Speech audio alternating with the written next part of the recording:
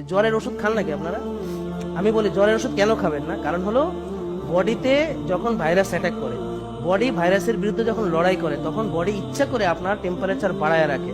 বেশি টেম্পারেচারে ভাইরাস সুবিধা করতে পারে না। আর আমরা বোকারা ওষুধ টষুধ খাইয়া পিছন দিয়ে দিয়া জ্বর কমাইয়া ফেলি, হ্যাঁ, তাতে করে ভাইরাসের জন্য ব্যাকটেরিয়ার জন্য সুবিধা করে দিই। আমার কথা বুঝতে পারছেন?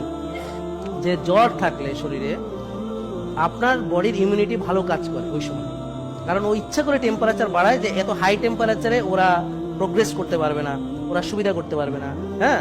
আর আপনি এই সময় জ্বরটা কমায় ফেলতেছেন। তবে হ্যাঁ, বাচ্চাদের ক্ষেত্রে যদি জ্বর 102 এর উপরে আসে বা কোনো খিচুনি হয় বা হওয়ার কোনো ইয়া থাকে, তাদের ম্যানেজমেন্ট সম্পূর্ণ আলাদা। তাদেরকে জ্বর উঠতেই দেওয়া যাবে না যাদের খিচুনি হয়, সেটা একটা। আরেকটা হলো যদি জ্বর অনেক বেশি চলে আসে, কাঁপুনি আসে এবং 103 হয়ে যায়, তখন আপনাকে করতে হবে, কিন্তু ওষুধই খেতে হবে না। আপনি ধরেন স্পঞ্জ করতে পারেন, আপনি ধরেন এটাকে যে হট হালকা গরম পানিতে ভিজাবে, যে স্পঞ্জ স্পঞ্জ করে গাটা মুছিয়ে আস্তে আস্তে আস্তে আস্তে, এটা হলো যে সবচেয়ে ভালো ওষুধ যত কম খাওয়া। বুঝতে পারছেন? তো এই জন্য তো আমরা ওই ওষুধগুলো যত পারি কম খাওয়ার চেষ্টা করি। তার মানে এই নয় যে খাবো না, প্রয়োজন হলে ওষুধ খেতে হবে।